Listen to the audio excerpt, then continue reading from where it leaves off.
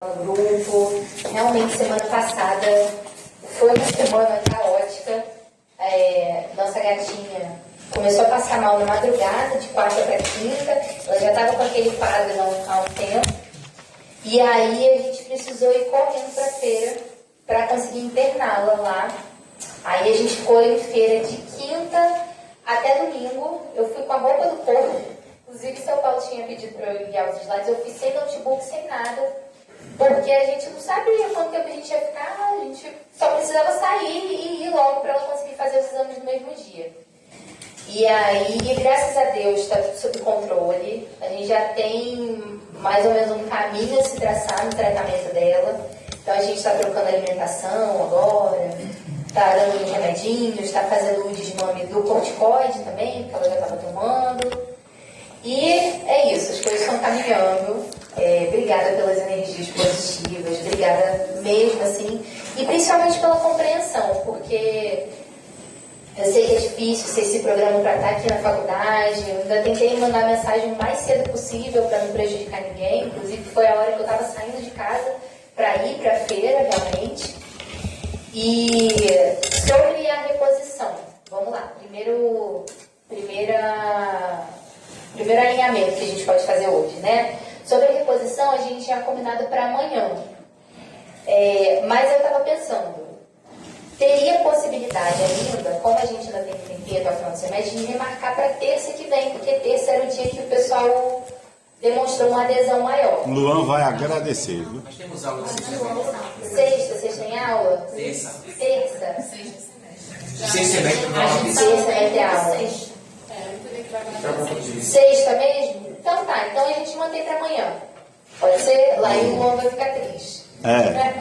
Mas da turma da sexta, do sexto semestre na sexta e a nossa na terça. Puxa, então eu vou ficar assim, ó, capenga. O Luan dá show dia de sexta-feira. Dá show? É show de quê, Luan? Professora, show! Gosta de comer água, né? Certo, tá fraco. Ele vira todas. Né, Luan? Deixando bem É o dia dele malhar o braço. O dia malhar o braço. Faz aquilo. Ele tá agasalhado. Eu sou também. Então, gente, todo mundo já pode iniciar amanhã a nossa reposição? Sim. Sexta-feira é terrível pra vocês. Sexta-feira à noite é pior ainda, mas é o que resta pra gente. A professora. Sexta-feira? A professora. Vou deixar gravado. Eu vou gravar. Oi? Online. A professora. Pronto, vai ser online e a aula vai ficar gravada. Tá bom, gente? Não se preocupem. Geralmente eu faço pela plataforma do Meet, que eu acho que o Zoom dá muito problema. Acho que o Meet é mais fácil, é só vocês clicarem no link e acessarem. Depois fica gravado, tem acesso a um drive e eu mando pra vocês. Tá bom? Vamos lá, remota, a aula é remota amanhã, tá bom? Não é presencial. Que hora vai ser? Ninguém aparecer Que hora na vai ser? faculdade. Oi? Vai começar que horas?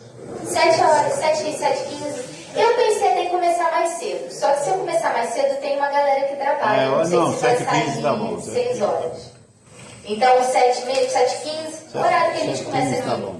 Ok? Tá. Eu peço pra Dani abrir a câmera dela, viu? Oi? A senhora pede pra Dani abrir a câmera dela. Ah, pra Dani abrir a câmera? É aqui. Que ela tem um negócio de Tô tomar. passando o recado. Ela gosta de tomar um limãozinho lá, assim, sabe? Tá bom. Ai, gente, eu fico tão agoniada. Eu Aquela tô foto que tentando você saber o mandou nome pra de mim. todos vocês, mas essa turma é muito grande. você? Então eu me isso que é só a primeira fileira aqui, vocês me desculpem mesmo. A Dani eu já sei quem é. Mas eu queria muito mesmo, assim, saiba disso. Acho que não vai dar tempo de gravar até o final do semestre, mas tentarei. Gente, agora sobre os próximos. Agora sobre o trabalho. Levanta a mão, por favor, quem está sem grupo aí. Pronto, tem 1, 2, 3, 4. Tinha mais. Eu acho que na enquete votaram 7 pessoas, foi isso?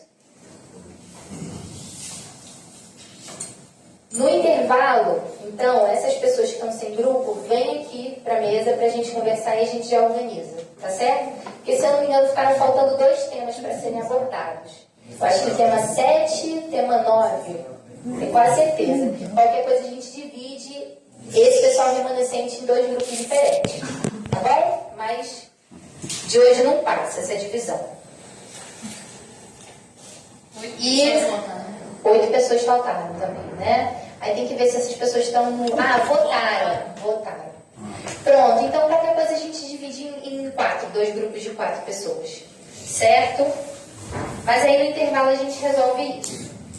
Gente, seguinte, andamento da disciplina, como é que vai ser a partir de agora? Vamos finalizar hoje medidas cautelares diversas da prisão, certo? Que ficou faltando no final da aula passada. Certo. E que é isso, gente? Foi Matheus? Que tava ouvindo? Não foi não, né? Aí vai rir com delay. É Matheus que ri com delay? Eu já tô tão doida, né? É. Gente, então, hoje a gente vai finalizar o conteúdo de medidas cautelares e eu vou fazer o seguinte. Como vocês vão abordar sujeitos do processo por meio dos seminários gravados, eu vou disponibilizar esses seminários no grupo do WhatsApp para todo mundo ter acesso a todos os sujeitos do processo, ok? Até porque sujeitos do processo é um tema que é muito mais fácil de visualizar, vocês só vão precisar ler a codificação, ler o CPP e falar sobre aquilo que está estabelecido no CPP. Eu achei mais importante, didaticamente, a gente trazer para a sala de aula hoje, até para não ficar um tema muito repetitivo, a parte de ação penal. Então, a gente já vai entrar em procedimento hoje, ok? Para o pessoal do 6º período, vai ser uma revisão de ação penal, que vocês já devem ter visto com o professor Rodrigo. A gente vai finalizar, entre hoje e amanhã, na nossa aula remota, a ação penal, e a gente já vai entrar em competência também, ok? Até semana que vem, eu estou prevendo que a gente vai terminar procedimento. Vamos chegar e vamos sair de procedimento comum, entrar em procedimento sumário e vamos ver se a gente fala de sentença. Certo? Mas está tudo dentro do cronograma, tá certo? É porque, assim, no cronograma que eu passei para vocês, não estava ação penal, não estava competência, mas tudo isso está dentro de procedimento, de atos processuais do procedimento comum. Beleza, gente? E acredito eu seja a parte mais importante e mais complexa, digamos assim, do processo, né? Vocês saberem diferenciar o que é uma ação penal pública, ação penal privada, todas as especificidades, e falar propriamente sobre competência. A senhora não mandou os slides, não é isso? Não mandei. Inclusive, vou fazer o seguinte. A aula de hoje vai ser no robô. Por quê? Eu estou finalizando os slides de ação penal para já mandar amanhã para vocês conseguirem acompanhar com a aula remota também. Oh, meu amor, obrigada. É para mim? Obrigada. Daqui a pouco eu tô. Eu não vou levar para frente. Então... Hã? É o quê? Eu falei que nem o Chaves. Querida professora, ele trouxe uma maçã. Ele trouxe um café. Aí é Dona Florinda, eu falo Dona Clotilde, não, é Dona Florinda, da xícara de café. Tá, deixa eu entrar aqui no slide. Então, hoje seria equivalente ao que seria a aula do dia 30, pessoal? Vai Pessoal, deixa eu dar uma olhada aqui no Nesse cronograma que a senhora mandou. no cronograma novo. Vamos ver o planejamento aqui.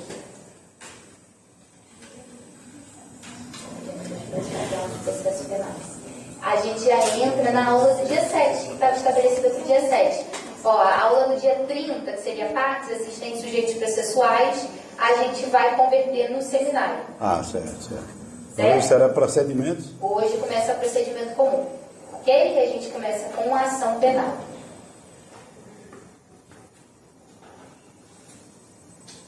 Deixa eu só finalizar as medidas cautelares. Deixa eu achar aqui, gente, o slide. Espera aí.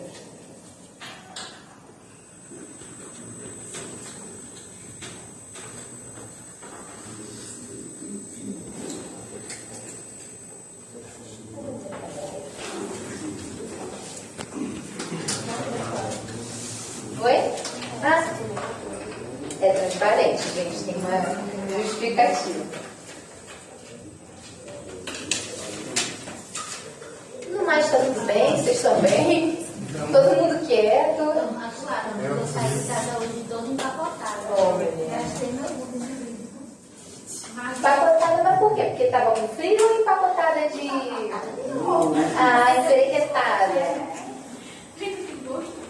Mas aí pensa, ninguém te viu com esse look jurídico. Semana que vem você recicla ele.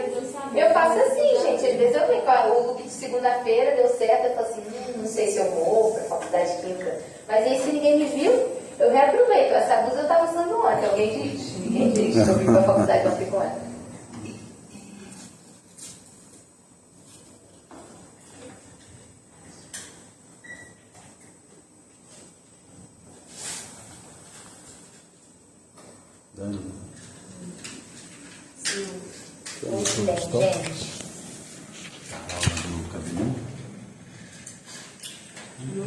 Muito bem, gente. Deixa eu fechar os correlatos aqui mais e a gente. Eu anotei os tópicos que eu entendi.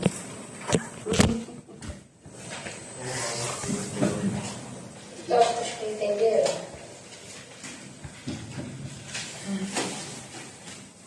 Eu fico só de butuca, eu fico ouvindo tudo que vocês falam.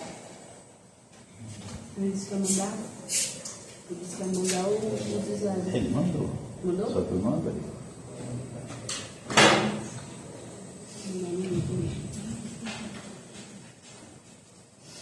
Eu só não abri minha câmera, mas eu fiquei até o final, né? Pra você ter andando. Não, o meu ficou até o final. Deixei o computador lá na sala. Mas eu fiquei assistindo. Fiquei conversando com as meninas, né? Eu estava em Salvador. Arrumei. E o bichinho ficou sozinho lá. O meu computador, gravando a tela. Mandei lá no. Matando a saudade das filhas, né? Muito bem. Aqui mais vezes. É verdade.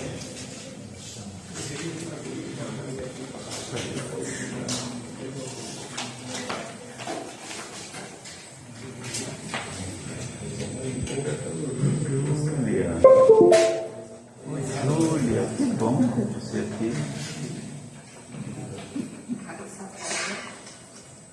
Fala todo dia e fala, né? Tudo leva pra cadeira do lado. Era aqui. Aí eu disse que a Júlia não adianta porque ela não vem. Hoje ela vem.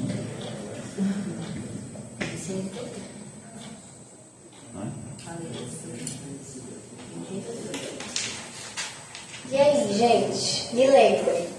Onde é que a gente parou? Quero ver quem estava prestando atenção na última aula.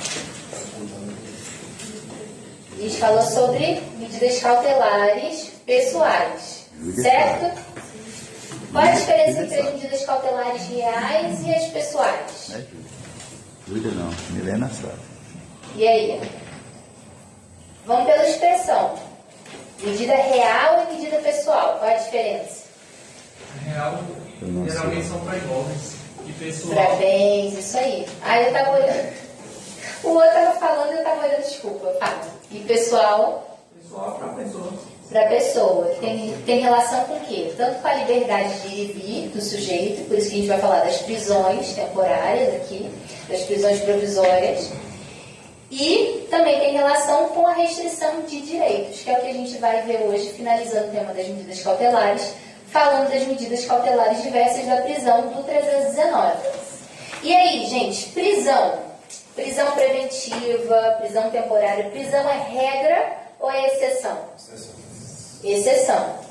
Né? Por quê? A gente vai precisar cumprir determinados requisitos. No caso da prisão preventiva, quais os requisitos? Do artigo 312 e 313 do Código de Processo Penal. Ok? Eu acho que a gente chegou a finalizar a prisão preventiva e entrou em prisão e entrar em prisão temporária, não era isso? Pronto. Lembrando aqui, ó, só dos requisitos da prisão preventiva. Artigo 312, o que ele vai falar? Aqui. A prisão preventiva poderá ser decretada como garantia da ordem pública, da ordem econômica, por conveniência da instrução criminal ou para assegurar a aplicação da lei penal, quando houver prova da existência do crime, indício suficiente de autoria e perigo gerado pelo estado de liberdade do imputado. Ontem eu estava com a turma de estágio supervisionado 2 e a gente estava fazendo uma peça que era a denúncia. Na denúncia, o que tinha acontecido? Explicando por alto, né, o caso. Bentinho, ele praticou um assalto contra Capitu. Ele tinha um comparsa que era menor de idade. Depois ele entregou aquele bem, ele vendeu um celular roubado de Capitu para Quincas Borba. Quincas Borba comprou esse celular por R$100.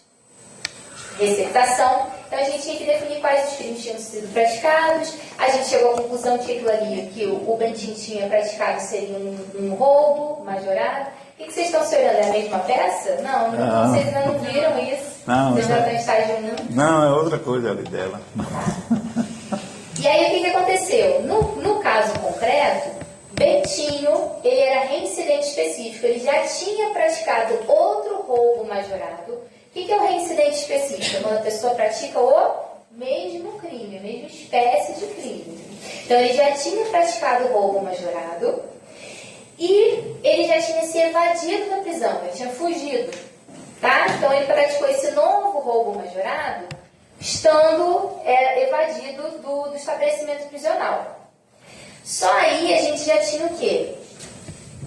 A gente conseguiria preencher um dos requisitos do 312. No gabarito da questão, da peça, uma das atividades propostas, uma das tarefas que seria necessária para pontuar, seria justamente estabelecendo uma cota ministerial no final da denúncia, o pedido de prisão preventiva de Bentinho, baseado justamente no 312 e no 313. Por quê? Porque não basta a gente preencher isso aqui. Garantia da ordem pública, ordem econômica, conveniência da instrução criminal ou para assegurar a aplicação da lei penal. Concordam que a situação de Bentinho, como ele era reincidente específico, como ele já tinha fugido da prisão, se enquadraria nesse requisito aqui, assegurar a aplicação da lei penal? Porque ele estava querendo se furtar daquilo, ele não queria executar, ele não queria sofrer aquela pena que tinha sido aplicada a ele. Ok?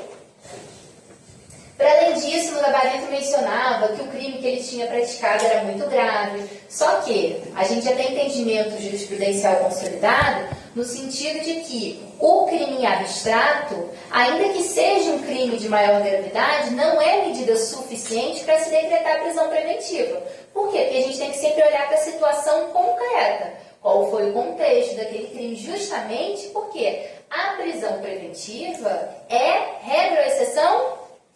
Exceção. Se for possível aplicar outras medidas que não tenham relação com a prisão, com o cerceamento da liberdade do sujeito, que é o que a gente vai ver no 319, isso é muito bem-vindo. Inclusive, mais de uma medida pode ser aplicada ao mesmo tempo. Ok? Isso aqui é só revisão. Ó, no 313, o que a gente vai ter? Nos termos do 312, será admitida a decretação da prisão preventiva, aonde? Nos crimes dolosos, punidos com pena privativa de liberdade máxima superior a 4 anos. O que a gente tinha? Um roubo majorado. Roubo majorado é um crime doloso, não é um crime culposo, né? Não existe roubo culposo, com pena privativa de liberdade máxima superior a 4 anos. Ok. Se tivesse sido condenado por outro crime doloso em sentença transitada em julgado, ele era reincidente, não tinha passado o prazo de 5 anos desde o término do cumprimento da pena. Então, também se aplica, preenche o requisito. Se o crime envolver violência doméstica e familiar contra a mulher, aí não era o caso, né? Se o crime for cometido por integrantes de organização criminosa ultraviolenta, também não era esse o caso. Ok.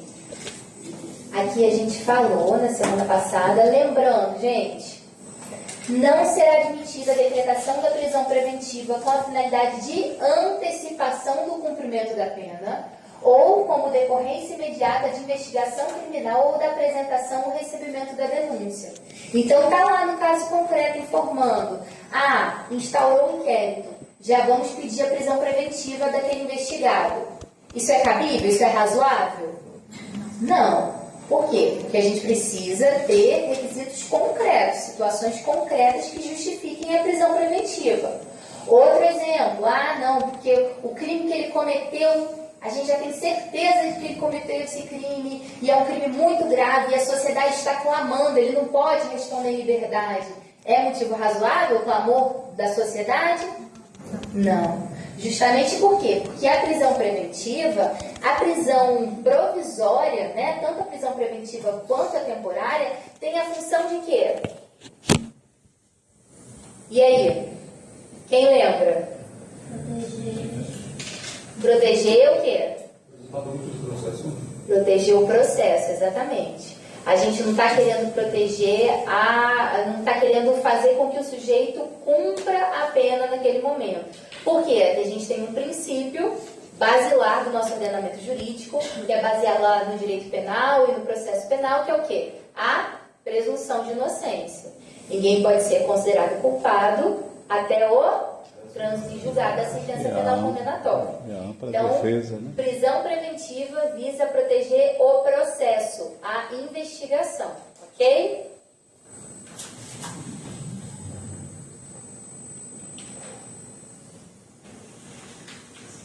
Aí, a gente chegou a falar sobre prisão domiciliar? Não lembro. Vamos revisar rapidinho? Deixa eu só ver o que falou. Exemplo da situação de Carlos e outra pessoa que estava junto com ele. Um exercício. Foi, gente, lembrei agora disso. Foi isso mesmo, lembrei. Mas então só vamos revisar aqui rapidinho, tá? Ó, a prisão domiciliar cautelar. Prisão domiciliar, lembra que eu falei? A gente tem previsão tanto no CPP, quanto aonde? Na LEP, Lei de Execução Penal. A previsão que está na LEP, ela diz respeito à pena... O quê? A aplicação da pena, efetivamente, né? Aqui, o que a gente está falando? A gente está falando de uma prisão domiciliar substitutiva da prisão preventiva, beleza? Então, também visa a tutelar o processo. E aí, a sistemática que a gente vai seguir é justamente a do CPP, não a da LEP, tá? Lei de Execução Penal. Vamos lá. A prisão domiciliar cautelar está disciplinada nos artigos 317 e 318 do Código de Processo Penal. É uma substituição da prisão preventiva voltada para situações específicas de vulnerabilidade e necessidade de cuidado. Então, a prisão domiciliar consiste no recolhimento do indiciado ou acusado em sua residência, só podendo dela ausentar-se com autorização judicial. Inclusive, gente, isso aqui é importante, tá? O uso de tornozeleira eletrônica, ele é uma medida cautelar diversa da prisão. Ela pode ser autorizada junto com a prisão domiciliar, mas não é a mesma coisa, tá certo? Tentando dar enter aqui, mas não tá indo. Então, vamos ver quais são as hipóteses. Maior de 80 anos, extremamente debilitado por motivo de doença grave, imprescindível aos cuidados especiais de pessoa menor de 6 anos de idade ou com deficiência, gestante, mulher com filho de até 12 anos de idade incompletos, homem, caso seja o único responsável pelos cuidados do filho de até 12 anos de idade incompletos. No caso concreto, como é que era? A esposa do rapaz, eu não lembro o nome dele mais, era Carlos e quem mais? Não lembro. A esposa do rapaz, de um dos denunciados, né? Ele ainda estava sendo investigado, não tinha denúncia. A esposa de um dos investigados, ela estava grávida e ela dependia única e exclusivamente do sustento desse marido para sobreviver.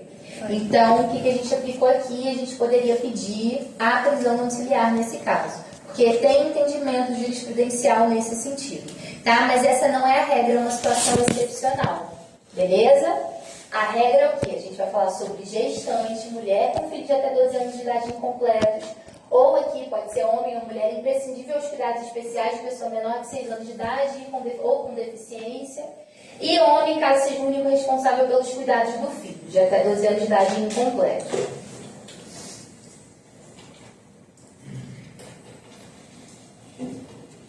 Isso aqui é importante também, tá, gente? Aqui está falando sobre a aplicação da medida de prisão domiciliar à mulher gestante ou que for mãe ou responsável por crianças ou pessoas com deficiência.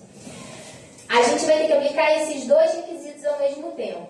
Não tenha cometido crime com violência ou grave ameaça à pessoa, certo? Se for, por exemplo, um crime violento contra um bem, contra um patrimônio, quebrou um carro inteiro, seria vedada a prisão preventiva na modalidade domiciliar, nesse caso? Não. Por quê? Justamente porque aqui, pelo princípio da legalidade, a gente está falando em ameaça à pessoa. Ok? Não tenha cometido crime contra o seu filho ou dependente. Inclusive, a substituição pela prisão domiciliar poderá ser efetuada sem prejuízo da aplicação concomitante das medidas alternativas. Lembra que eu falei? A aplicação de tornozeleira eletrônica é uma das medidas alternativas que pode ser aplicada junto com a prisão domiciliar.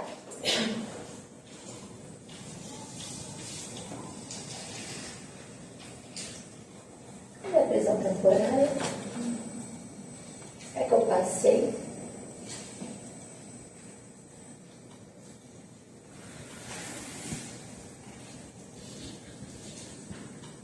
Ô, professor, Oi.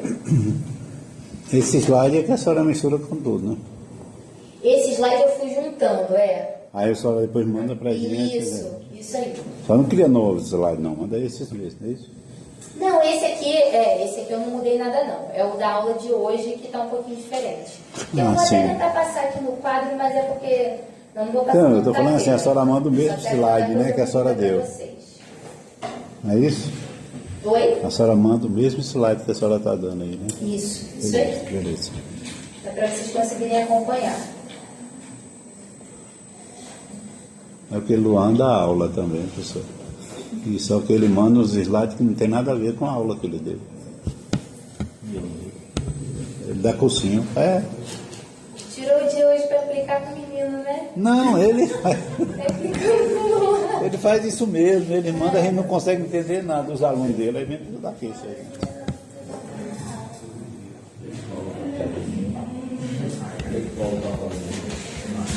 É isso? Eu não estou achando que o slide da prisão temporária. Deixa eu olhar aqui no computador rapidinho. Qualquer semelhança é mera coincidência, viu, gente? Não é, Helena? Qualquer semelhança é mera coincidência. Estou na aula de Luan. Luan dá aula para adolescente lá. Lá no Cruzeiro, como é o nome? De Batista. Alto do Cruzeiro, vamos lá. Vai em Minagaba, rapaz. Eu não estou achando o slide aqui da prisão temporária, mas a gente entra aqui na lei.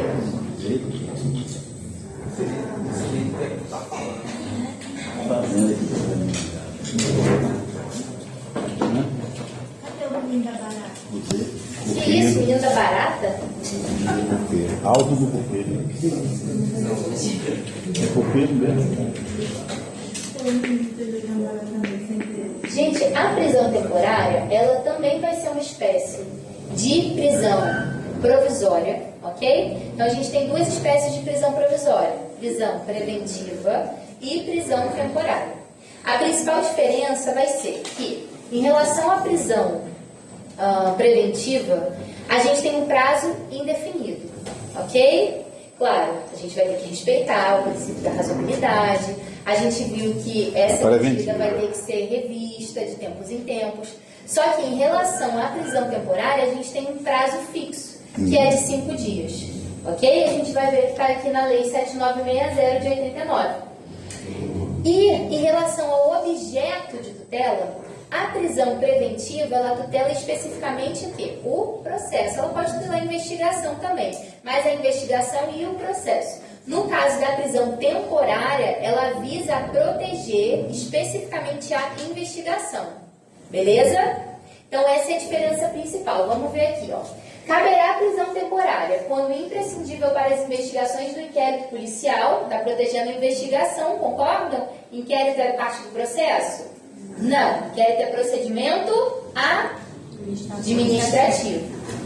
Quando o indicado, né, não tiver residência fixa ou não fornecer elementos necessários ao esclarecimento da sua identidade, mesmo estilo da prisão preventiva, a gente já falou sobre isso na aula passada, quando houver fundadas razões, de acordo com qualquer prova admitida na legislação penal, de autoria ou participação do indiciado nos seguintes crimes: homicídio doloso, sequestro ou cárcere privado, roubo, extorsão mediante sequestro, estupro e a sua combinação com o artigo 223 caput, parágrafo único, que basicamente é o estupro, atentado violento ao pudor, rapto violento que não existe mais, atentado violento ao pudor também, epidemia com resultado morte, envenenamento de água potável ou substância alimentícia ou medicinal qualificado pela morte, quadrilha ou bando, que hoje a gente chama de associação criminosa, a gente não tem mais crime de quadrilha ou bando, genocídio, tráfico de drogas, crime contra o sistema financeiro e crimes previstos na lei de terrorismo.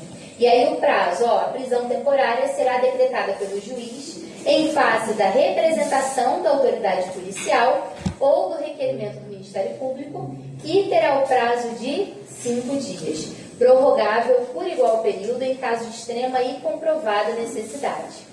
Mais uma vez aqui, gente, a prisão será decretada pelo juiz em face de representação ou de requerimento.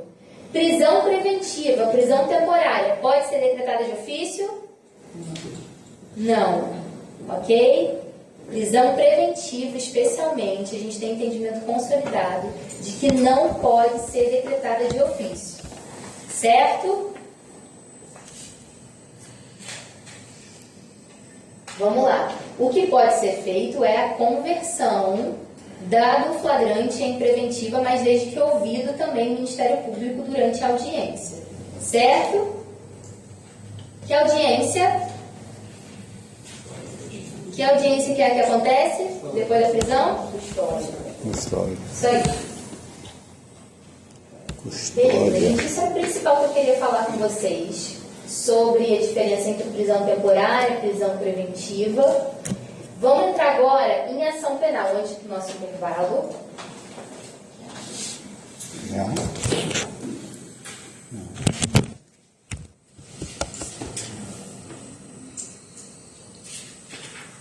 E aí, agora, gente, eu vou precisar que vocês prestem atenção em mim, porque vamos embarcar em teoria geral do processo. Antes da gente começar a falar sobre a ação, botar a mão na massa, sobre a ação penal. Vamos ver o que vocês lembram sobre teoria geral do processo, sobre direito de ação, teoria geral da ação, tá? Por coincidência, eu dei essa matéria essa semana, então eu estou com a matéria fresquinha na cabeça, quero ver se vocês vão se lembrar. Quando a gente fala sobre direito de ação, a gente está falando sobre o direito de bater as portas do judiciário para resolver uma questão. Concordam comigo? O direito de ação é como se fosse um instrumento para que a parte que apresenta um problema concreto, um problema jurídico concreto, ok? Um problema da vida real, para que aquele problema possa ser passado para junto de um juiz e o juiz, enquanto representante do Estado, possa trazer algum tipo de solução através de um provimento jurisdicional, que é o quê? A sentença. Então, a lógica entre o processo civil e o processo penal, pelo menos quando a gente está falando sobre teoria geral do processo, é muito parecida. Por quê? Porque no processo penal, a gente, na verdade, quem vai estar representando a gente vai ser, em regra, o Ministério Público, vai bater as portas do Judiciário para resolver também um conflito com a lei penal. Ok? E aí, o que a gente tem? Lá na teoria geral do processo, a gente fala em algumas condições da ação. Por quê? A ideia é a seguinte, vou perguntar uma coisa para vocês. Eu quero entrar com uma ação contra a Apple porque eu acho que o iPhone, está no 17, né? iPhone 17 é muito caro e eu queria que eles tivessem uma cartela de cores mais ampla. Eu posso protocolar essa ação? Pode. Posso protocolar, eu posso distribuir essa ação. Agora, essa ação vai ser julgada procedente ou não, isso vai depender do juiz, certo? vai depender de umas outras coisinhas também que a gente já vai comentar. Mas, em geral, o direito de ação ele é o quê? Autônomo. Ele não depende desse provimento jurisdicional ser positivo. Ele não depende do juiz julgar o meu pedido procedente ou não, de eu ter efetivamente esse direito ou não. Mas eu posso alegar em juízo. Por quê? Porque a gente tem um princípio, lá no artigo 5º, inciso 35 da Constituição, que é o princípio da inafastabilidade da jurisdição. Vocês lembram desse princípio? O que ele diz? Vamos lá. Nada. Eu lembro agora para falar, mas. Não, pode falar com suas palavras. Eu também não decoro a redação, não. Tá tão engraçado que tem uma bolsa atrás de você, parece que você tá com um rabinho de cavalo assim, ó. Toda hora que eu olho pra você hoje, você tá com só um fiozinho de cabelo assim. Que nem a mulher, vocês viram a mulher que despachou o cabeleireiro, que ela tava parecendo cebolinha? Gente, que loucura. Desculpa, pode falar. Aí na afastabilidade da jurisdição diz respeito que tudo pode ser apreciado pelo judiciário, de qualquer matéria, administrativa, penal. Basicamente, a lei não vai afastar o quê? O provimento, a apreciação do Poder Judiciário quando a gente vai dizendo respeito a uma lesão ou ameaça a um direito. É basicamente isso, né? Eu também não decoro o texto da lei, não. Tem uns que eu decoro, mas esse da inafastabilidade eu me confundo com as palavras.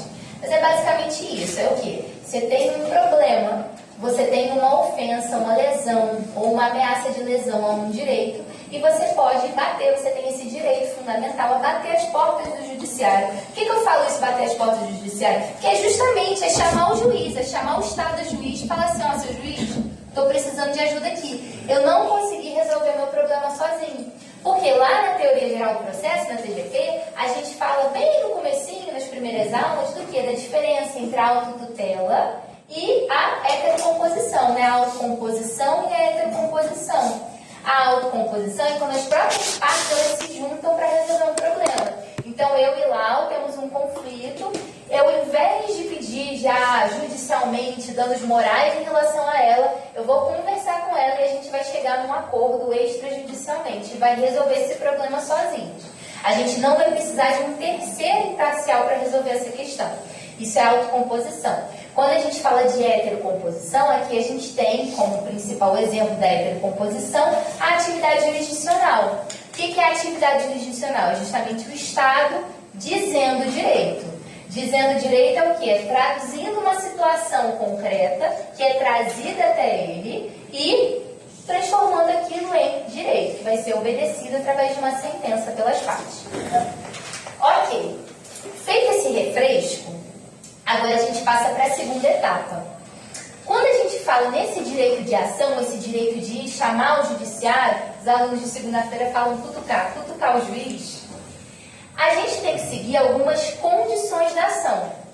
O que são condições da ação? São condições para que o juiz possa justamente chegar até o mérito do processo, ultrapassar aquela fase inicial do recebimento lá da petição inicial, que a gente vai ver qual é a petição inicial dentro do processo penal, e passar para o julgamento do mérito, passar a entrar realmente ao processo em si. E aí o que a gente vai ter? Na TGP a gente tem duas condições da ação principais. Quais são elas? Vocês lembram? Legitimidade das partes e interesse processual ou interesse de agir. A gente teria também, de acordo com a teoria do Liebman, depois ele mudou de ideia, e isso também não foi adotado pelo nosso CPC atual, a possibilidade jurídica do pedido. O que seria a possibilidade jurídica do pedido? A viabilidade. Se aquele pedido que eu estou fazendo tem a ver com o que está previsto no nosso ordenamento jurídico, na nossa jurisdição. Mas houve mudança. É isso. Então, a gente não considera mais a possibilidade jurídica do pedido dentro das condições da ação. Por quê? Porque a gente vai encarar isso dentro do mérito. A gente vai encarar dentro do julgamento do mérito do processo, se aquilo faz sentido ou não, e se a causa vai ser, se o pedido vai ser julgado procedente ou não.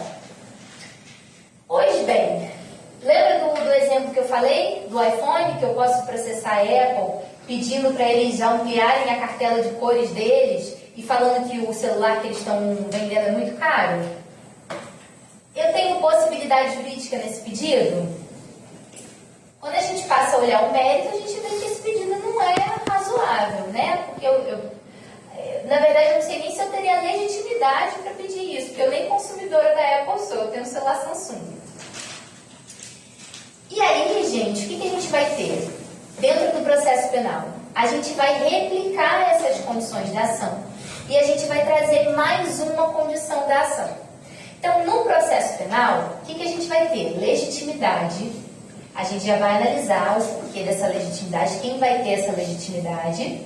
A gente vai ter o interesse processual, que vai se dividir também, assim como no processo civil, no binômio necessidade-adequação, ok? Alguns autores falam ainda em utilidade. E a gente vai ter, para além disso, a possibilidade jurídica do pedido. A gente também vai falar na possibilidade jurídica do pedido aqui. E, por fim, na justa causa. Justa causa é uma expressãozinha que vocês já conhecem. O que é justa causa? O que é o lastro probatório? O MP só pode oferecer a denúncia, lembra que a gente fala isso? Quando o inquérito já está maduro, né? Não necessariamente, quando tiver inquérito, quando o inquérito já estiver maduro e quando ele encontrar lastro probatório, quando ele encontrar a justa causa. O que é a justa causa? Olha, ele já ia pegando a garrafa fechada. Esse jurídico foi levado? Justa causa vai ser justamente, justa causa vai ser justamente, é ótimo, né? Mas vai ser a materialidade do delito e os indícios suficientes de autoria. Então, o MP ele só vai poder oferecer a ação penal, né, quando tiverem preenchidos esses requisitos. Caso contrário, o que pode acontecer? Essa ação penal, essa denúncia, pode ser julgada extinta sem resolução do mérito. Ok? Por quê? Porque a gente vai falar numa carência de ação. Quando um desses 4 requisitos faltam na ação penal, a gente está falando numa carência de ação, que vai gerar justamente a extinção do processo sem resolução do mérito. Ok? Beleza. Até aí vocês estão conseguindo me acompanhar? Sim? Sim? Mesmo? Então tá. Então vamos falar sobre cada um desses requisitos. Deixa eu colocar aqui, eu vou anotar no quadro para a gente não esquecer. Então vamos lá. Condições da ação penal.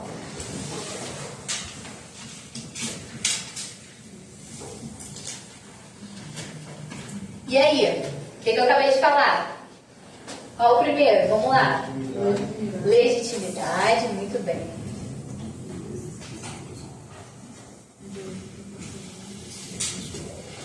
O que mais? Interesse processual. Interesse processual.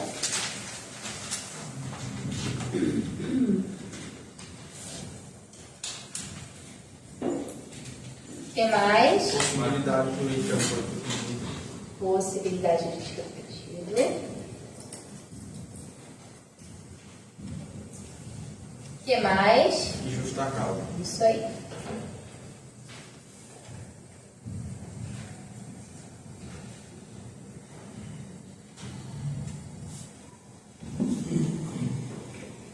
Legitimidade, gente. O que é legitimidade? Quando que uma parte é legítima? Para figurar ou no polo ativo ou no polo passivo da ação? E aí? O que é polo ativo? Vamos lá. O que é polo ativo da ação? Autor da ação, né? Tanto em processo penal quanto em processo civil, tá? Polo ativo é o autor da ação. Polo passivo é quem? É quem está sofrendo aquela ação, o réu. Ok? Legitimidade. Quem tem legitimidade, em regra, para ação penal? MP, Ministério Público. Legitimidade, perdão, né? Falei legitimidade ativa. Quem é o autor da ação penal pública? Ministério Público. Certo?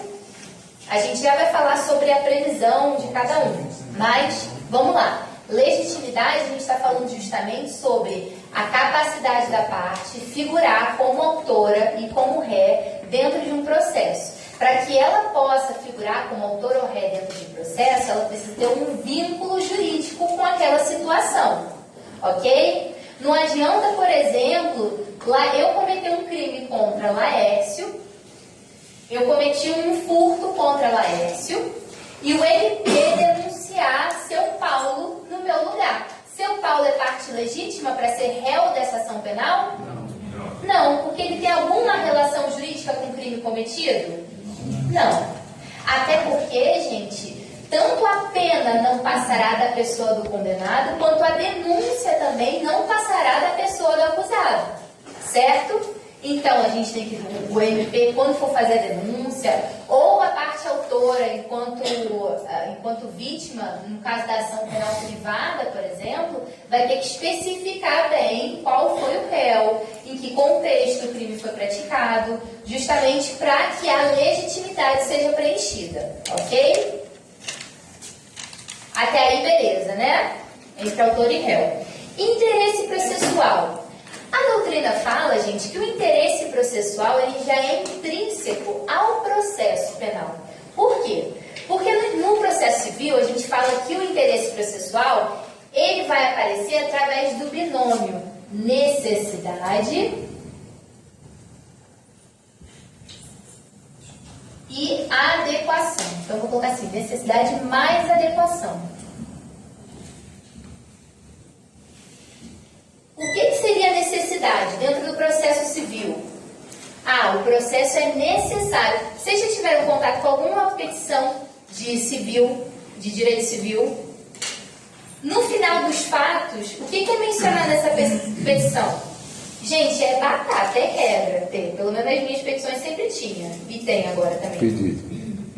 Antes do pedido, quando está terminando os fatos, o que é falado? Dessa forma, não restou alternativa à parte autora, senão ajuizar o presente ação, senão buscar a tutela jurisdicional. Isso é justamente a necessidade. Por quê, gente? Porque a parte ela pode ter tentado resolver aquele problema administrativamente, de uma outra forma que não envolvesse a tutela jurisdicional, ou seja, que não envolvesse o poder judiciário. Só que, nesse caso, a parte ré não colaborou, a parte ré não pagou a dívida, não quis conversa, não quis resolver aquele problema administrativamente. Então, o processo civil ele foi necessário para que a parte pudesse tentar, ao menos, resolver aquele conflito, aquela lide. No processo penal, gente, a gente nem precisa falar disso. Por quê? Porque toda pena, para ser aplicada, depende necessariamente de um processo penal. Lembra que a gente falou nos princípios basilares do processo penal, o princípio da necessidade? O processo penal ele é obrigatório, ele é o caminho necessário para se aplicar a pena. Não há pena sem processo penal. Ok? Então, Milena praticou um delito e a pena que o juiz vai aplicar, nesse caso, mas não vão nem falar em juiz, vão falar que Milena praticou um delito e ela foi levada até a delegacia. O delegado vai, olha para a cara dela e fala assim, não fui com a sua cara, vou aplicar uma pena de 10 anos para você. 10 anos em regime fechado. Isso é viável? Não. Por quê? Porque a gente precisa tanto do momento de investigação, né, do momento pré-processual, quanto de um processo. A gente precisa atravessar o processo para que a pena seja legitimamente aplicada. Ok? Beleza. Por exemplo, e aí alguns autores falam ainda que a gente teria mais um requisito aqui dentro do interesse processual, que seria a utilidade. Exemplo. O Ministério Público, Tainara não está aqui hoje não, né? Estagia no MP. Mais alguém estagia no MP? Não? Beleza. Deixa eu pensar aqui num exemplo em relação à utilidade. Mas vamos supor, ontem a gente estava com o Clebson lá no estágio supervisionado. O Clebson falou, ele é estagiário do MP, que a missão de vida dele, que ele mais gosta de fazer, é procurar prescrição. para ver se o crime, se o delito praticado pelo autor da ação, pelo autor do fato criminoso, né, pelo réu, pelo investigado, ele já prescreveu, justamente para evitar o trabalho. Por quê, gente? Porque a utilidade aqui se confundiria com essa ideia de interesse processual, porque no caso de um crime já prescrito, vamos supor, a prescrição já venceu em janeiro desse ano. O crime já está prescrito, não cabe mais ação penal nesse caso. O MP vai ter trabalho à toa, vai elaborar toda uma petição, elaborar a denúncia, vai bater as portas do judiciário, o juiz vai ser incomodado com aquele oferecimento da denúncia, né? Quem vai decidir sobre o recebimento da denúncia ou não vai ser o juiz da instrução, lembra? O juiz das garantias atua até o momento do oferecimento da denúncia, para no final do processo verificar que já aconteceu a prescrição. Então, nesse caso, a gente pode entender que haveria carência na ação penal em relação ao interesse processual, porque aquela ação penal não foi útil. Não adianta nada ter uma ação penal se o fato já não é mais punível. Por quê? Porque a prescrição é uma causa de extinção da punibilidade. Ok, gente? Possibilidade jurídica do pedido vai ser justamente o enquadramento da conduta praticada pelo sujeito na vida real com o fato típico, certo? E justa causa que a gente já falou, que vai ser o quê? A materialidade e os indícios de autoria, materialidade do delito,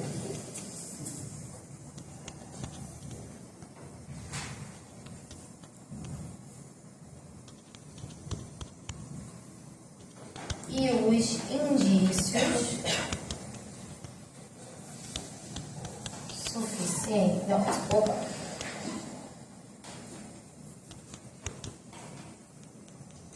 De autoria é suficiente. E participação.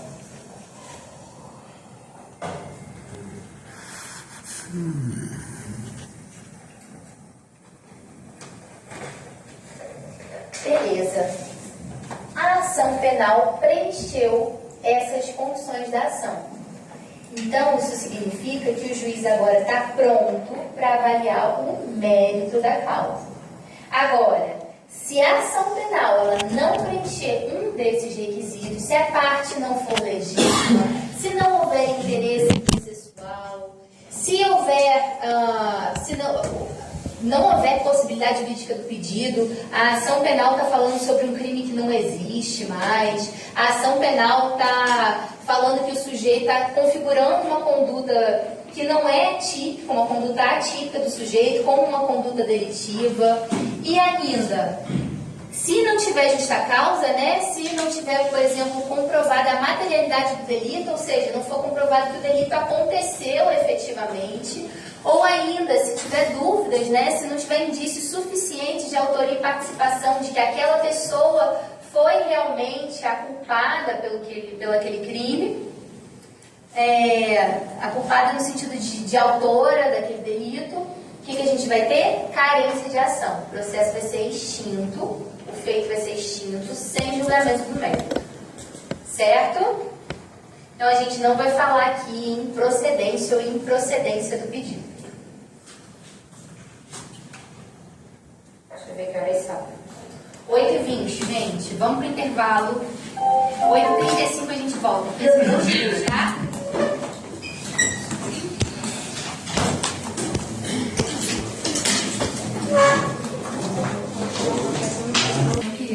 Você foi gerada lá? Fui gerada lá. E aí, né, assim, no interior, onde o pessoal puxa Onde era o local? próximo a Minas, que é pior ainda. Mesmo. Gente, vamos lá então. Ela é oeste, você é poitão. Deus me livre, eu sou do Oxense. Tanto que já me chamaram de paulista aqui nessa cidade, nessa Jacobina de meu Deus. Meu Deus. O tanto que acham que eu sou paulista, eu fico chateada. Eu sou paulista, não. Paulista, fala assim? Gente, seguinte, essas condições aqui são condições genéricas que vão estar presentes em todos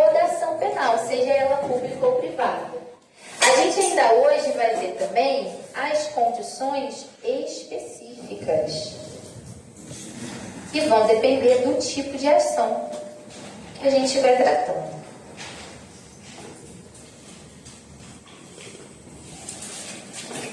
E aí é o seguinte, ó, coloquei aqui meu material, que ainda não está bonito, mas a gente vai seguindo por aqui. O pessoal que está aí atrás, está conseguindo enxergar? Sim? Deitei bem a letra, para a gente conseguir ver. Beleza. Então, as condições genéricas a gente já falou que são 3 condições genéricas. Quais são? 3, além da justa causa, né? Porque a justa causa é trazida pelo STF. Quais são?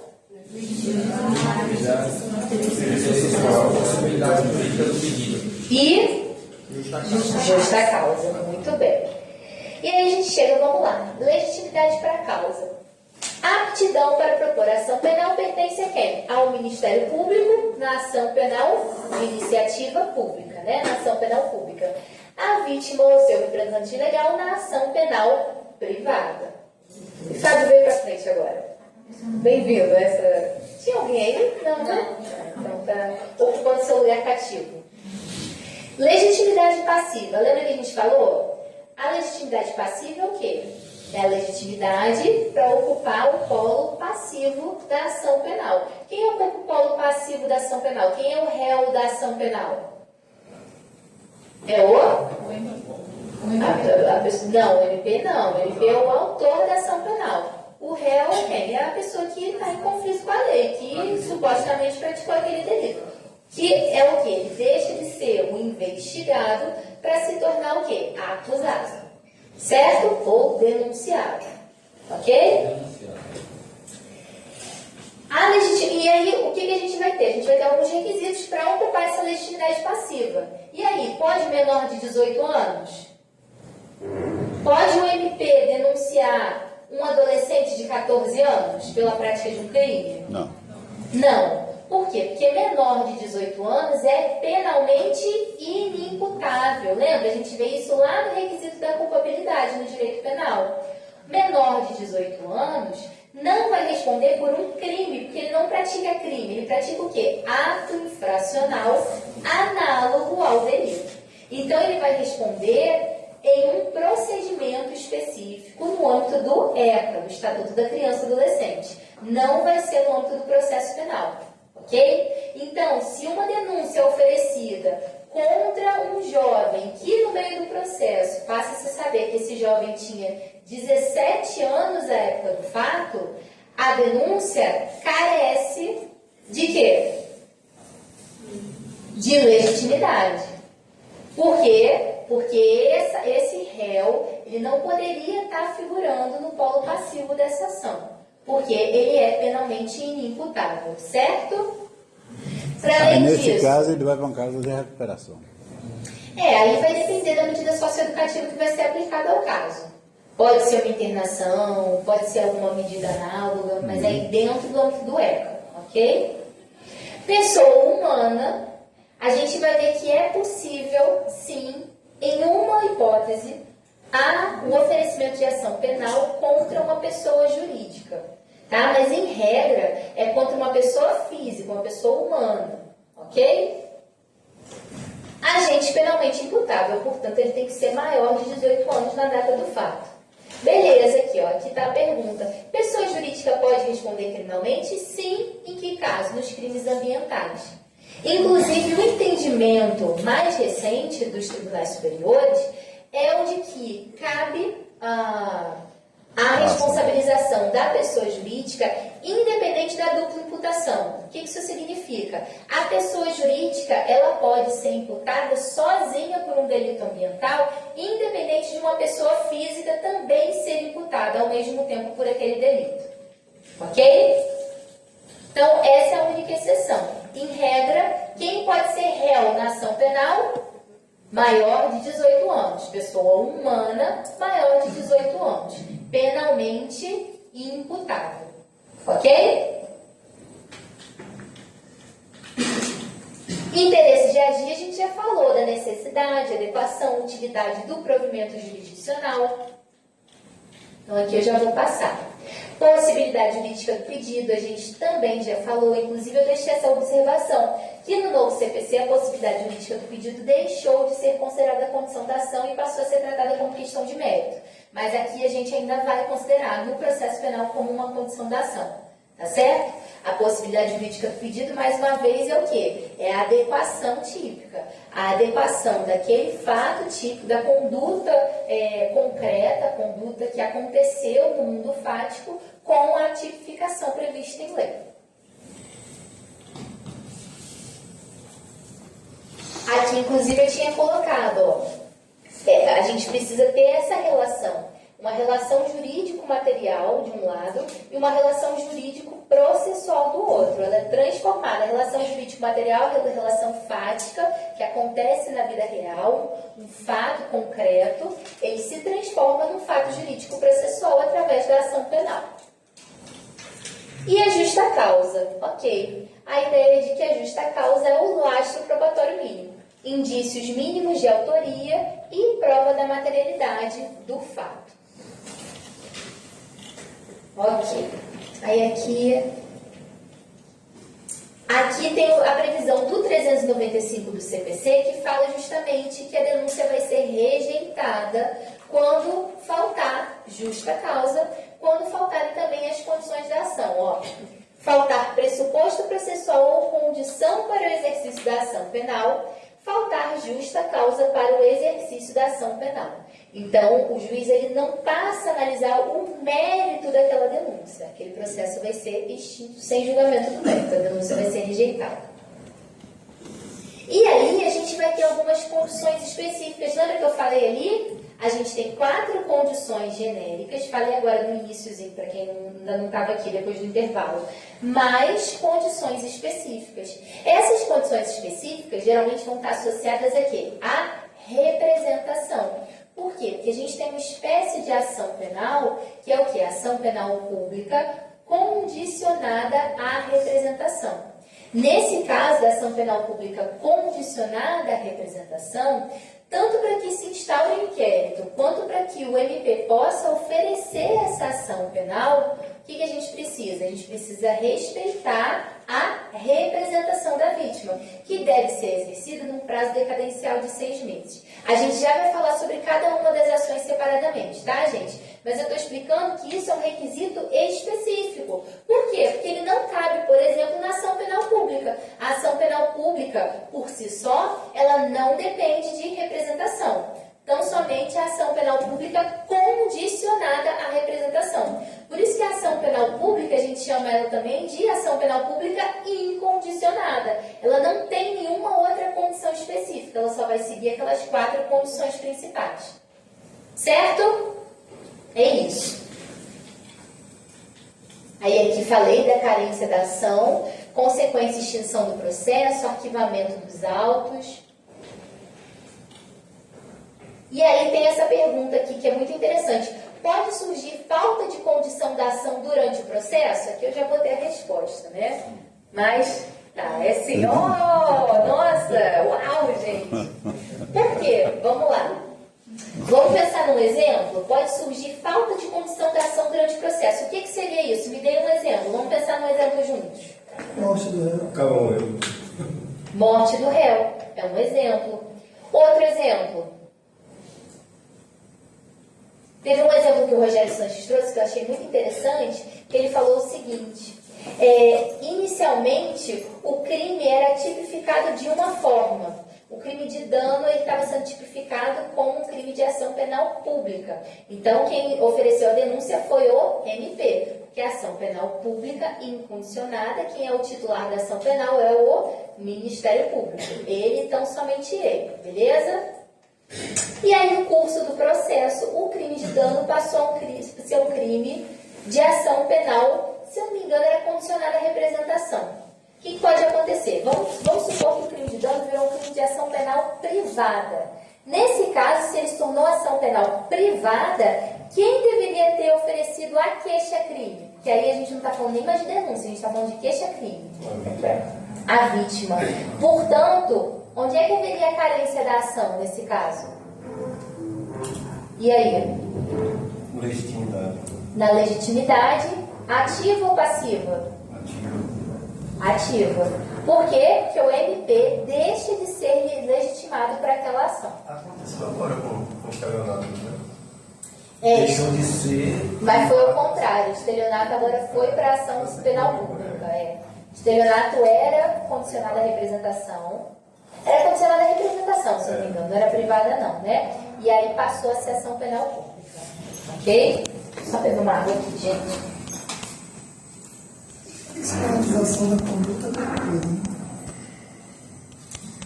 Também, porque aí ia enquadrar onde aqui, Fábio? O que você acha? Quando a conduta deixa de ser considerada um crime. Abolício crimes. Abolício crimes entraria onde ali? Possibilidade jurídica. Possibilidade jurídica do pedido. Até na materialidade do delito, que aí não haveria mais delito, efetivamente, né? Ou então, por exemplo, no meio do processo se descobriu, mas aí já entraria mais na questão do mérito. Se descobriu que ele estava agindo em legítima defesa, mas aí entraria ainda na possibilidade jurídica do pedido, né? Então, poderia seguir com o processo e o MP poderia fazer o quê? Pedir a absolvição, que é possível também o MP pedir a absolvição no curso do processo, ok? Em sede de alegações finais. Acho que voltou se os parentes não tomarem também medicamento, tipo, ela acabou. É isso.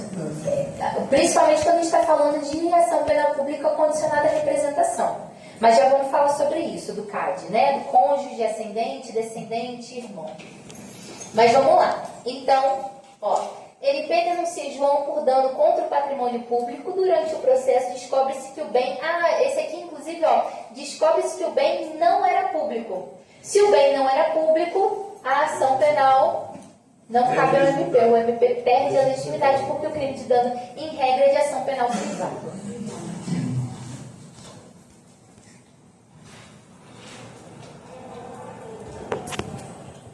Aí aqui é mais uma discussão. Vamos aplicar essa primeira corrente aqui, porque essa segunda corrente vai falar de uma aplicação com fundamento no CPC, então deve ser reconhecida a nulidade absoluta desde o início do processo. Fundamentação no artigo 564, inciso 2 do CPP. Mas isso aqui é uma reflexão que nesse momento não tem necessidade da gente fazer, tá? Então, porque isso vai demandar uma aplicação da TGP, porque na TGP o que a gente vai aplicar, né? O que o STJ entende? Que a gente tem duas teorias que avaliam as condições da ação. A teoria eclética e a teoria da asserção.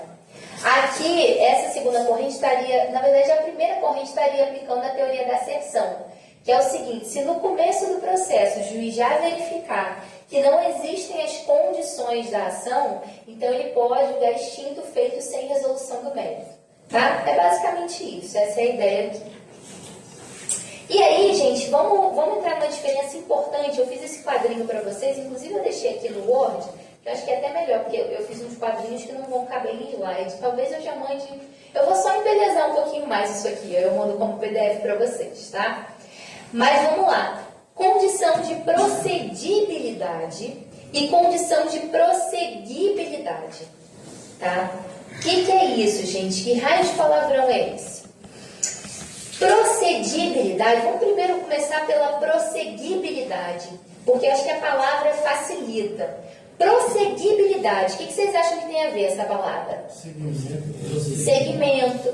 Prosseguir o processo, ok? Então, subentende-se o que? Que a gente já tem um processo caminhando. Esse processo é interrompido em determinado momento. Precisa ser preenchida essa condição para que o processo siga seu curso normalmente, ok? Isso é uma condição de prosseguibilidade. A condição de procedibilidade, ela está no início do processo. A gente vai ter o quê? É a condição específica da representação. Porque a procedibilidade é como se fosse uma catraca para que o MP pudesse ultrapassar e adentrar efetivamente o processo com a ação penal. A procedibilidade é o seguinte, tem essa catraca. Qual é a catraca? No âmbito da ação penal pública condicionada à representação. A representação do ofendido. O Ministério Público ele só pode oferecer a denúncia a partir da representação do ofendido. Essa representação, gente, ela pode ser na polícia, ela pode ser diretamente no MP. Então, é uma representação a um órgão público de que aquele crime aconteceu, de que aquela vítima foi efetivamente o ofendido daquela situação. Certo? Essa representação, o que prevalece na doutrina? É de que ela deve ser escrita. Mas existem alguns julgados que ainda assim permitem, desde que a pessoa tenha ido, comparecido à delegacia, comparecido ao MP e manifestado essa ofensa, já estaria preenchido o requisito de procedibilidade da representação e o Ministério Público poderia proceder à próxima etapa, que seria o quê? O oferecimento da ação penal. Certo, gente? Então, procedibilidade, a gente pensa numa catraca do início do processo, para o processo efetivamente começar. Procedibilidade, não. Parou no meio do processo e fala assim, ó, peraí, vamos preencher esse requisito para o processo continuar. Vamos ver aqui. Procedibilidade funciona como condição necessária para o início do processo. Prosseguibilidade, seguir para o processo, seguir, continuar. Condição que deve ser observada para que o processo possa seguir o seu curso normal. Exemplo da condição de procedibilidade. Artigo 88 da Lei 9.099 condicionou o exercício da ação à representação da vítima. Trata-se, portanto, de uma condição específica da ação, condição de procedibilidade. Artigo 91 da Lei 9.099. Para os processos que já existem e são promovidos sem autorização da vítima, o juiz deve chamá-la para que ela manifeste o desejo de prosseguir com a persecução penal. Então, olha só, artigo 91. Nos casos em que essa lei passa a exigir a representação para a propositura da ação penal pública, o ofendido ou seu representante legal será intimado para oferecê-la no prazo de 30 dias sob pena de decadência.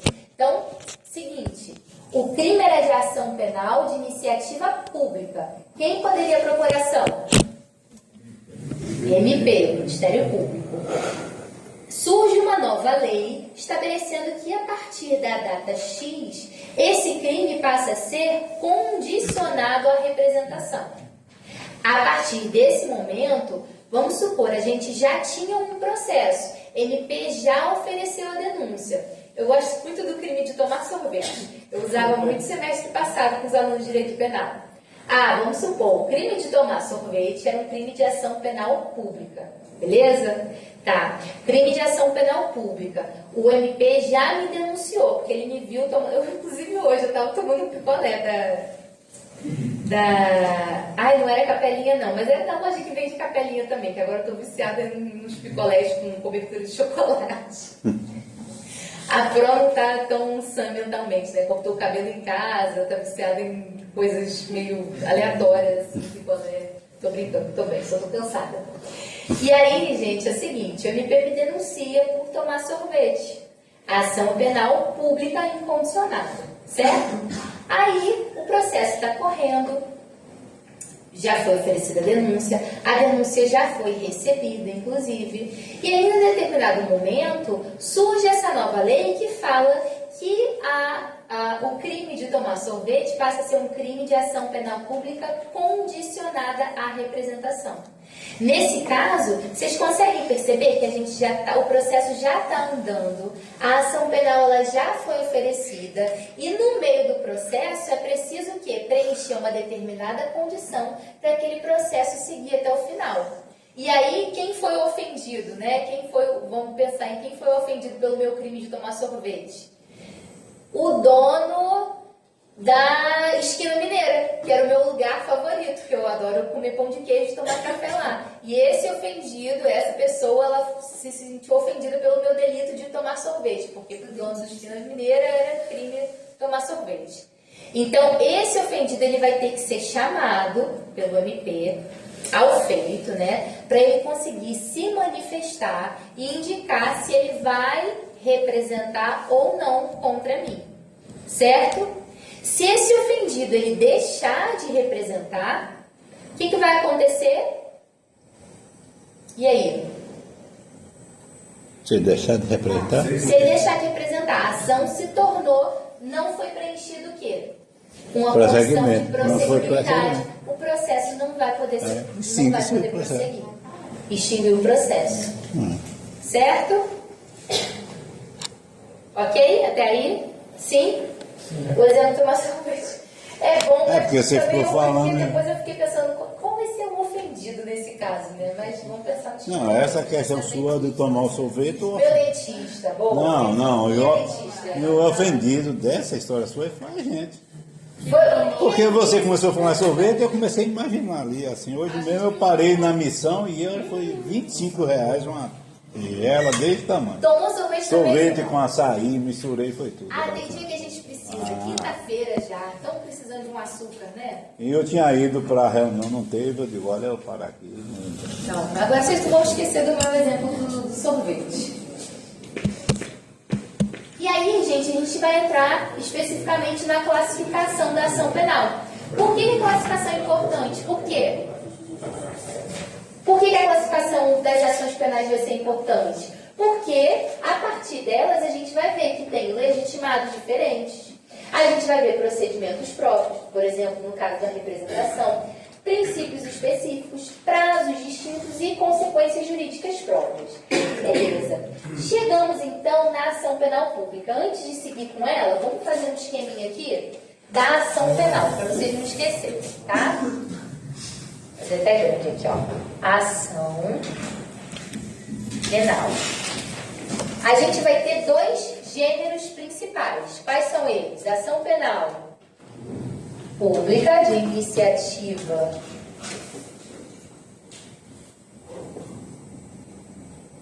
pública e, que mais?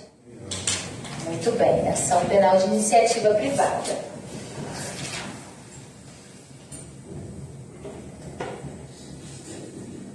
Dentro da ação penal de iniciativa pública, o que a gente vai ter? A pública incondicionada e, que mais?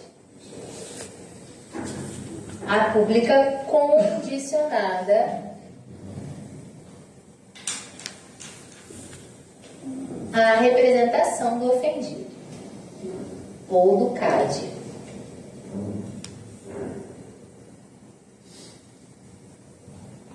No caso da ação de iniciativa privada, o que a gente vai ter? Subsidiário fiscal, né? Calma, aqui, tá chegando. A gente vai ter a ação de iniciativa privada por si só. Vou colocar aqui ação privada.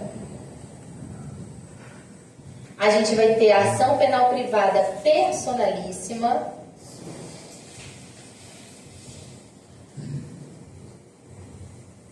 Aqui eu vou colocar condicionada à representação ou requisição.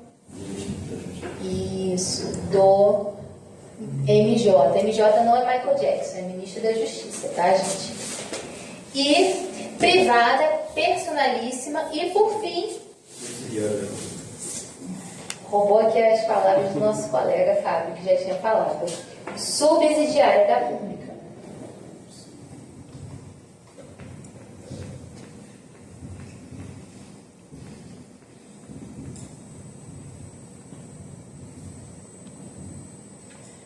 Show! Vamos começar a falar sobre cada uma delas. Então, a ação penal pública, primeira coisa, gente, a ação penal, esse tema ação penal, está tratado tanto no Código Penal quanto no Código de Processo Penal. Quando vocês forem procurar o embasamento, a fundamentação jurídica para uma denúncia, por exemplo, para uma queixa-crime, vocês vão encontrar disposições tanto no Código Penal quanto no Código de Processo Penal. Por que isso acontece? Um pouquinho de história. Porque no passado os códigos de processo, tanto civil quanto penal, eles eram estadualizados. E aí o que aconteceu? A gente tinha primeiro o estabelecimento no nosso Código Penal da ideia da ação penal. Por quê? Porque como a ação penal era um tema muito importante para o nosso processo, o exercício da ação penal é a forma através da qual o Ministério Público ou o querelante vai provocar o Estado para que o Estado possa iniciar a persecução penal, processual penal em cima daquele indivíduo que praticou o delito. E aí a gente tinha a ideia de um Código Penal que era mais federalizado, nacionalizado. Com o tempo, o que surgiu? O Código de Processo Penal.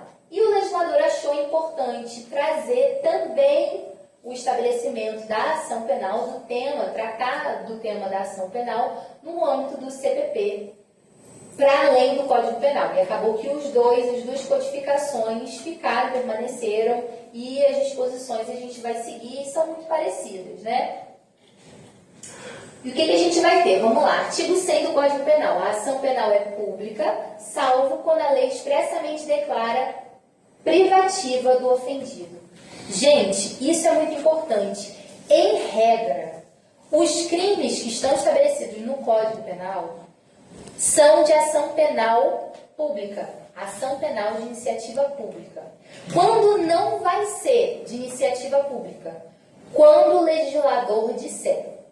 Se o legislador for silente, se ele não falar, por exemplo, no crime de roubo, tem alguma menção, se vocês forem procurar no 157 do Código Penal, vocês não vão encontrar nenhuma menção à ação penal pública. Crime de homicídio, 121, vocês não vão encontrar qualquer tipo de menção à ação penal pública. Por quê? Porque essa é a regra. Então, quando o legislador ele for silente, ele for omisso, a regra é de que a ação penal vai ser pública. Quando vai ser condicionada à representação ou quando vai ser privada, esse microfone fica caindo na minha cabeça. Quando vai ser condicionada à representação ou privada, quando o legislador falar expressamente. Certo? Exemplos de ação penal privada, de crimes de ação penal privada. E aí? Vamos pensar? A ação penal privada, o ofendido é quem? É um particular ou é o Estado? O todo, a coisa pública? Um particular. Então vamos pensar num crime que envolve um particular. E aí? Homofobia. Difamação pode entrar dentro de... porque aí a homofobia não vai ser ação penal privada, porque aí vai ser uma coisa mais estrutural, entendeu? Vai ser enquadrado como crime de racismo, e aí é ação penal pública. Crimes contra a honra, calúnia, difamação, injúria. Então uma pessoa foi ofendida, não foi o Estado que foi ofendido quando fulano xinga ciclano. Quando fulano fala que ciclano é frequentador de uma boca de fumo sem ser. Beleza? Estou falando aqui de, por exemplo, de calúnia, de difamação mesmo, né? Quando é frequentador de boca de fumo, porque não está falando necessariamente de um crime.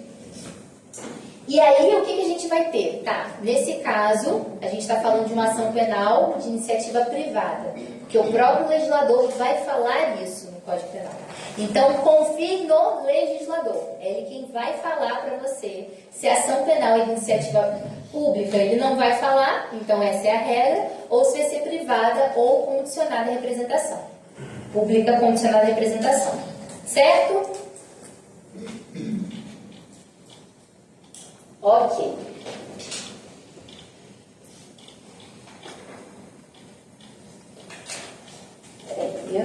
Vamos lá, então.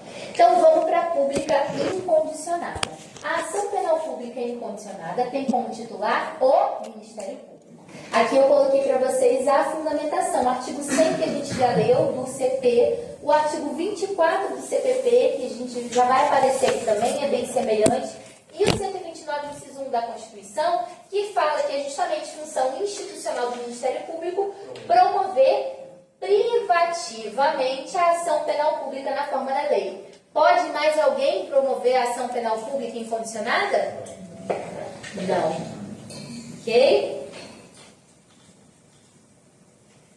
E aí a gente chega nos princípios. Vamos lá. Princípio da oficialidade. Oficialidade é por quê? Porque a ação penal pública é promovida por um órgão oficial do Estado. O MP não deixa de ser uma representação do Estado atuando na persecução penal. Ok? Então, se é um órgão oficial, a gente fala que vigora o princípio da oficialidade. Princípio da obrigatoriedade ou legalidade processual, ou seja, estando presentes as condições da ação, dentre elas a justa causa, materialidade do delito, indícios de autoria e participação. Como é que é, Alex? É obrigado a fazer isso. Ele é obrigado a oferecer ação penal, ok? Não são todos os casos. Por exemplo, se o MP, se o membro do Ministério Público verificar que falta uma das condições da ação, lembra que eu falei do binômio, da necessidade, adequação e mais utilidade? Quando, por exemplo, a ação está prescrita, se aquele promotor verificar antes de oferecer a denúncia, ele pode optar por não oferecer a denúncia. Só que, se a gente tem legitimidade, interesse processual, possibilidade jurídica do pedido e justa causa, o Ministério Público está obrigado a oferecer aquela ação penal. É diferente da ação penal privada. Por quê? Porque na ação penal privada vai vigorar o princípio da oportunidade. O que é isso? O particular. Bom, se ele não se sentir ofendido pela injúria que foi praticada contra ele, pela calúnia que foi praticada contra ele, alguém vai obrigar esse particular a denunciar aquele autor do delito? Não. Justamente porque o bem jurídico aqui é privado. O bem jurídico, a vergonha, a moral daquela pessoa pertence àquela pessoa especificamente, não pertence ao mundo público, à coisa pública. Certo? A obrigatoriedade da sempre a subsidiariedade, né? É isso aí. A gente já vai falar sobre isso. A ação penal privada, subsidiária da pública, gente, só dando um spoiler, o que acontece? A ação penal, ela é, em regra, pública. Quando o MP deixa de se manifestar num prazo razoável, o que vai acontecer? Que geralmente esse prazo, de acordo com a doutrina, é de 10 dias. O que vai acontecer? Cabe ao particular, o particular que se sentiu ofendido por aquele crime, ele pode oferecer uma ação penal privada subsidiária da pública, como se estivesse fazendo as vias, fazendo o papel da ação penal pública, certo? Ele está meio que entrando no lugar do MP, mas assim que o MP é notificado, ele é obrigado a continuar naquela ação, naquele processo, justamente pelo princípio da obrigatoriedade. Ok? Até porque se trata de uma ação penal pública. A gente só vai falar que é privada subsidiária porque esse particular, essa pessoa, seu Paulo, está entrando com uma ação para substituir o MP porque o MP deixou de agir. Ele não atuou quando ele tinha que atuar na persecução criminal. Ok? Mas a gente vai chegar lá.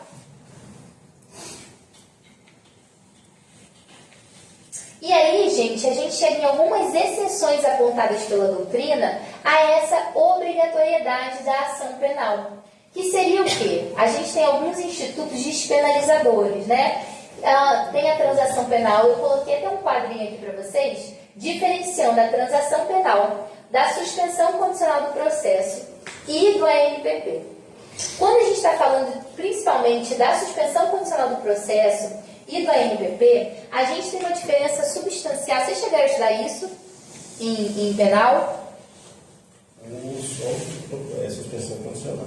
Suspensão condicional do processo. Acordo de não persecução penal não chegaram, né? Tá. A principal diferença vai ser a seguinte. No caso da suspensão condicional do processo, a gente já tem um processo seguindo, ok? A gente já tem um processo. A gente já tem uma denúncia oferecida. O MP verifica que determinadas condições foram preenchidas. Que condições são essas? As condições do artigo 89 da Lei 9.099. Crimes cuja pena mínima seja igual ou inferior a 1 ano. Nesse caso, o que pode ser feito? O MP ele pode se manifestar no sentido de que aquele autor do delito, o réu, né, o acusado, o denunciado, ele pode, é porque aqui a gente está falando principalmente no contexto da Lei 9.099, né? Mas ele pode, por exemplo, se o crime for de menor potencial ofensivo, mas a gente não tiver ainda no âmbito do JEC, porque ele praticou um outro crime e aí está correndo tudo na vara criminal. E aí foi no âmbito da denúncia. E podem ser aplicadas determinadas condições Se esse sujeito ele se submeter a essas condições, cumprir aquilo direitinho, então, por exemplo, comparecer ao juízo uma vez por semana, deixar de sair em determinado horário, prestar alguma atividade socioeducativa, realizar algum curso, se ele cumprir essas condições, ao final a gente não vai ter, na verdade, no final do processo, né? A gente vai ter o quê? A extinção da punibilidade. A diferença da suspensão condicional do processo para o ANPP é principalmente tanto em relação ao crime cometido, aos requisitos, né? Mas também em relação, vamos pensar no nome? Acordo de não persecução penal. O MP está firmando um acordo aqui justamente para não perseguir o sujeito, ele não vai nem oferecer a denúncia. Ele vai oferecer o acordo se o sujeito topar, cumprir as condições desse acordo. O MP tampouco chega a oferecer a denúncia contra esse sujeito. Ok? E aí vamos ver aqui. Transação penal, artigo 76 também da Lei 9.099. Infrações de menor potencial ofensivo com pena máxima de até 2 anos. Existe denúncia? Não. Ele se assemelha mais ao acordo de não persecução penal, mas são crimes mais brandos, né? Existe processo? Não. Aí coloquei um exemplo prático aqui para vocês. A consequência dos 3 é a extinção da punibilidade sem condenação criminal. Por que eu estou dizendo isso tudo, gente? Depois eu vou colocar, vocês leiam essa tabelinha que ficou bem didática, bem fácil de visualizar. Mas por que eu estou dizendo isso tudo? Porque uma parte da doutrina entende que esses institutos despenalizadores, eles seriam como se fosse uma exceção ao princípio da obrigatoriedade da ação penal. Por quê? Porque a gente acabou de falar que no caso da ação penal pública, incondicionada, o Ministério Público ele está obrigado a oferecer aquela ação, desde que preenchidas aquelas condições de ação, certo? Certo. Só que o que acontece aqui, né? Nesse caso, na adoção desses institutos despenalizadores, é como se o MP estivesse desistindo daquela ação penal. Vamos pensar no ANPP, ele não chega nem a oferecer aquela denúncia se o sujeito cumpre as condições do acordo. O que boa parte da doutrina, angariada pelo Rogério Sanches, vai defender é que isso não seria uma exceção ao princípio da obrigatoriedade. Porque a ideia da obrigatoriedade em si é da atuação do Ministério Público. Ele tem que ser dirigente. Se ele não é dirigente, cabe inclusive ação penal privada subsidiária da pública.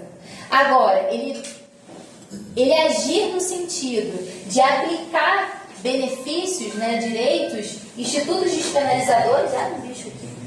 Ai, gente, que isso? Peraí, gente. Pra onde foi o bicho? Não sei. Espero que não tenha caído na minha calça. Não vai ser legal. Não, imagina. Pior que tocou o telefone na hora que o bicho foi tudo ao mesmo tempo. Caos total. Tá no chão. Tá no chão? Aonde o bicho? Não, aqui é sujeira. Então é sujeira. Não, é um bicho, mulher. Mas eu acho que, sei lá, será moço? Não sei se era aquele, não. Tá bom. Era o cabra. E aí, gente, pois bem. Já falei sobre o princípio da obrigatoriedade, essa exceção, ok. Princípio da indisponibilidade também. O Ministério Público não pode desistir, ele não é obrigado a oferecer ação. A partir do momento que ele começou a ação, ele também não pode desistir. Ele não pode desistir nem da ação penal, nem do recurso. Agora, atenção para um detalhe. Isso não significa dizer que o MP é obrigado a recorrer em toda sentença absolutória, por exemplo. O MP ele pode concordar com aquela sentença, ele não é obrigado a recorrer em si, mas ele não pode, uma vez que ele recorreu, ele não pode desistir do recurso, ele tem que ir até o final, certo? Então tem essa diferença, ele pode optar, o membro do Ministério Público, entre recorrer ou não. Agora, uma vez que ele tomou aquela estrada, que ele subiu a ponte de Niterói, ele não pode voltar, ele não tem volta, tá? Isso já aconteceu com meu avô.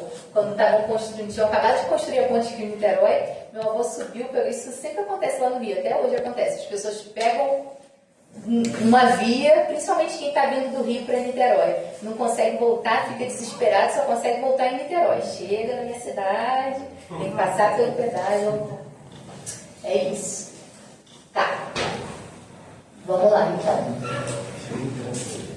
Aqui a gente já falou de suspensão condicional do processo. Mais uma vez, gente, a gente já tinha falado sobre isso. O princípio da intranscendência. O princípio da intranscendência, ele aplica-se tanto à pena quanto ao processo, quanto à ação penal. A ação penal, ela vai se referir especificamente à pessoa do acusado. Não é porque eu vou processar Lau, enquanto eu, Ministério Público, estou processando Lau, que é Lauane ou Lauana, eu não sei, chamo de Lau. É Lauana. Tá vendo? Errei de novo. Lau, pronto, mais fácil. Vai. Não tem risco A de vida é errar. toda chamada de Isa, porque as pessoas têm dúvida se é Isabelle ou se é Isabela. Mas também eu chamo de Bela. Pronto. Lauane. Pronto. Vou denunciar Lauane. E aí o que acontece? Eu, enquanto membro do Ministério Público, vou e processo também a mãe dela. Eu posso fazer isso? Não.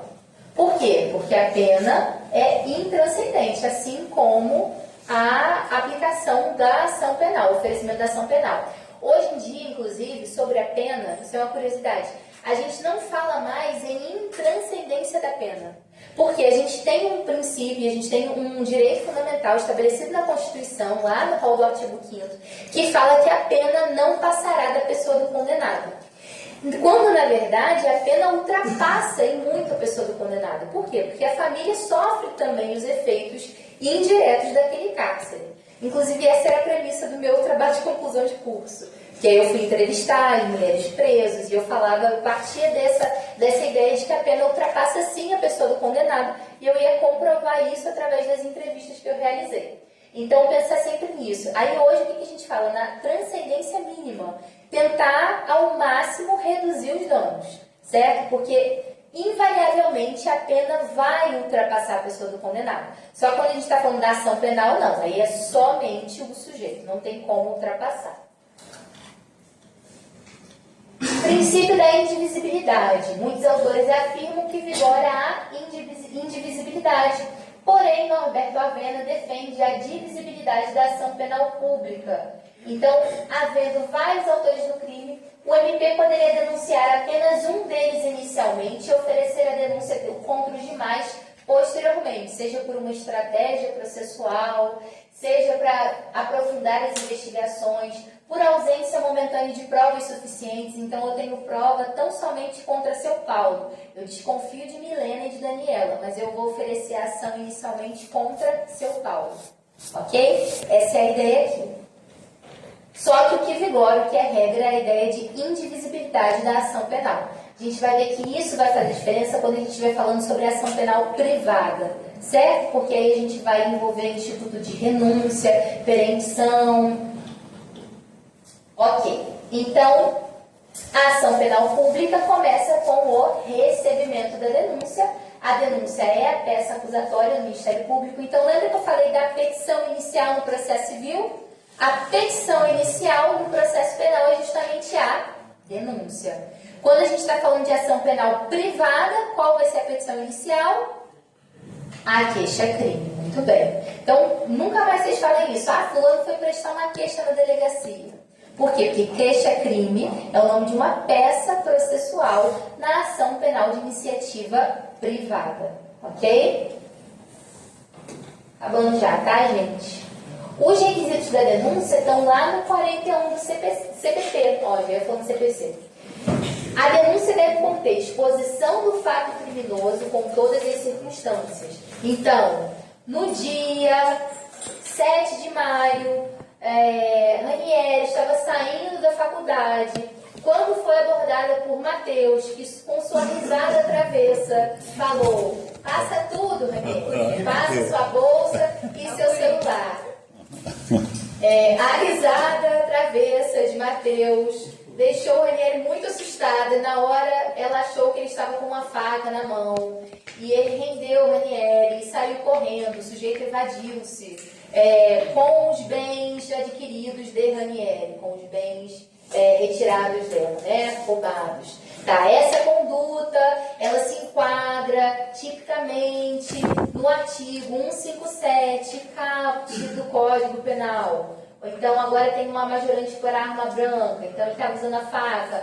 Então, vai ser um delito de roubo majorado. Aí a gente vai ver lá o parágrafo 2º, qual inciso que a gente vai aplicar. Ok, então, exposição do fato criminoso, identificação do acusado, Mateus, foi identificado, se ele foi levado para a delegacia, capturado logo depois, fizeram a identificação criminal, então já vai ter o endereço, já vai ter o telefone, vai ter o documento dele.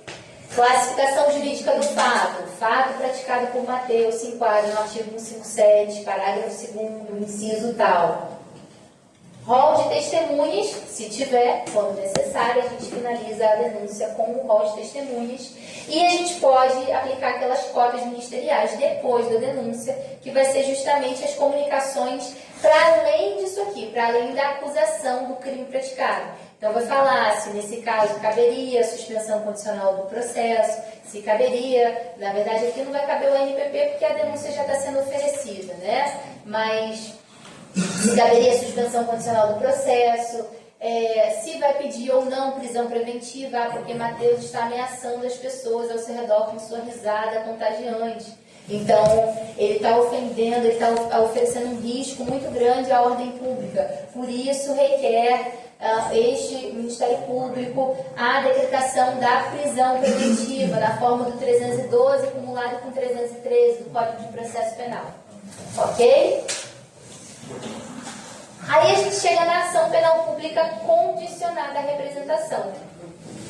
Mais uma vez aqui, gente, o Ministério Público não pode agir de ofício na ação penal pública condicionada à representação. O início da ação penal depende tanto da representação do ofendido, quanto da requisição do Ministro da Justiça. Qual o exemplo principal desse segundo caso aqui, da ação penal pública condicionada à requisição do Ministro da Justiça? É justamente caso de ofensa contra o Presidente da República, certo?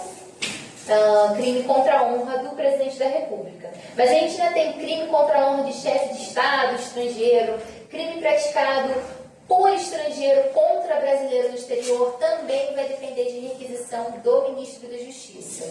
Ok? Nesse caso do crime contra a honra do Presidente da República, a ideia é de que seria uma ação penal privada, né? Tá indo, né? Tá se evadindo da perseguição criminal. Danadinho, com sorrisada danadinha. Valeu, Matheus. Tô acabando aqui, tá, gente?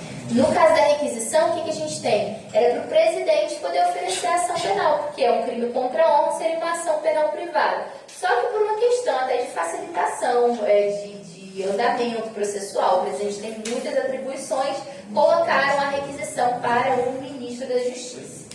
Previsão legal, artigo 24 do CPP. Nos crimes de ação penal pública, esta será promovida por denúncia do Ministério Público, mas